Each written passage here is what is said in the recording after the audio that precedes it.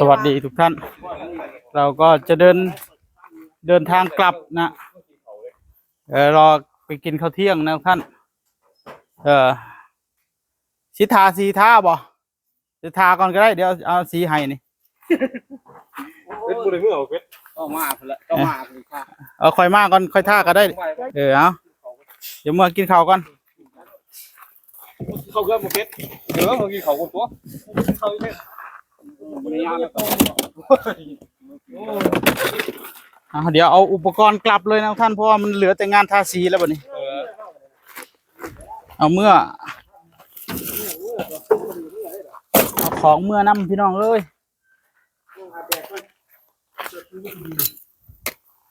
อันนี้ก็คงเจ้าด้วยเนาะแม่นครับเอาเป็นรถกะละมังเห็นไหมเบาไว้นี่คุกบ่แม่นคุกอ่ะ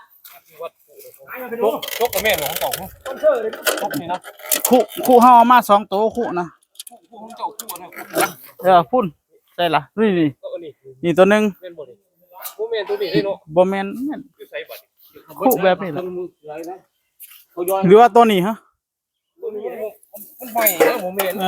มันเป็นคู่ปูนน่ะในนั่นบ่ในกวบไว้นะตัวนี้ละมั้งเก่าๆนี่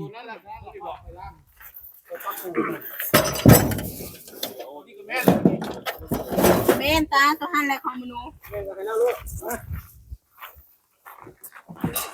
บ่ได้เชื่อมยังแล้วเนาะบัดนี้บ่มีแล้วเหลือแต่มุ้งสังกะสีเหลือแต่มุ้งสังกะสีหรือว่าเชื่อมตัวข้างๆนี่อีกเหรอเอาสิได้ใส่อันนี้ได้เนาะไม่ฟ้าได้เนาะนั่งรถบ่ได้เนาะนั่งรถได้อยู่บ่ตอนเรามาอะไรใช่ไหมครับจักมันเพิ่นแหละเลยไปก็สินั่งคนเอาขึ้นแล้วบ่แม่น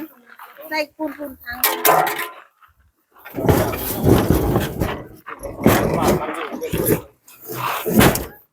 ลังงานมาแม่นเล็กเมื่อวานก็ยังมาจนเอ็นเนาะมาได้บัดแล้วเพิ่นน่ะงานเป็นเฮ็ดที่ไม่ใช่แล้วก็เล็กเด้เล็กเมื่อพร้อมเริ่มบ่เล็กแม่นคนอุปกรณ์ที่บ่ใช่แล้วก็กราฟมันมีนั่งล่าง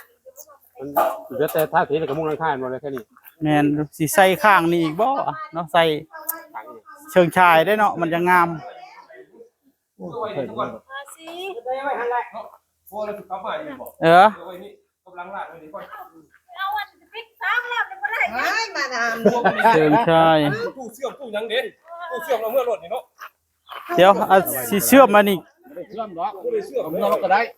เชื่อมตัวเชิงชายนี่อีกจักหน่อยเบิ่งเป็นแต่เดี๋ยวไปซื้อไม้ฝามาใส่เนาะเอาไว้นี่ก่อนบ่เอาไว้นี่ก่อนก็ได้เดี๋ยวสิเชื่อมนี่ก่อน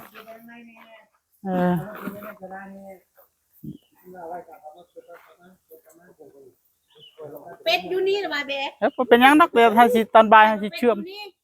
เดี๋ยวสิเอาเหล็กมาอีกถ้าได้2 เมตร2 เมตร 50เนาะ2 เมตร 50กินลืบเอาเขามาจะว่าไปโดนล่ะ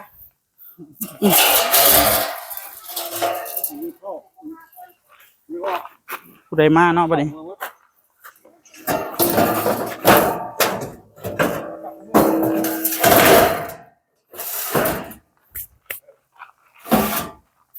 เมื่อ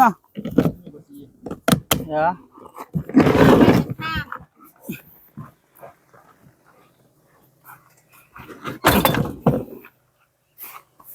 พวกยังกับแม่หมดแน่นครับ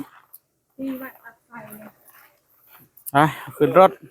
แม่นอาหารกับแม่นเลย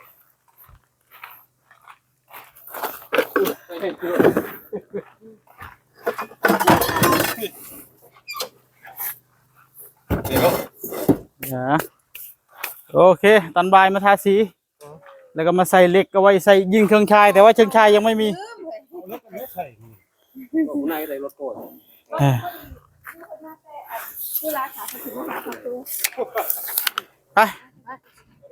ไปหากินข้าวกินน้ำก่อนพี่น้องเอ้ย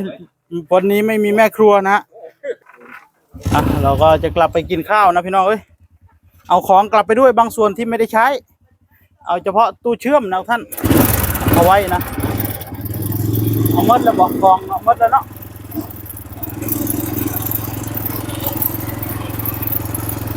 ลูกศิษย์ลูกหาก็แวะมาเยี่ยมมายามนะท่าน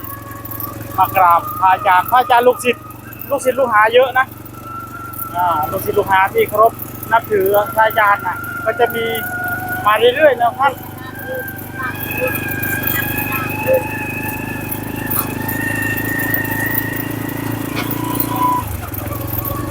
เดินทางครับ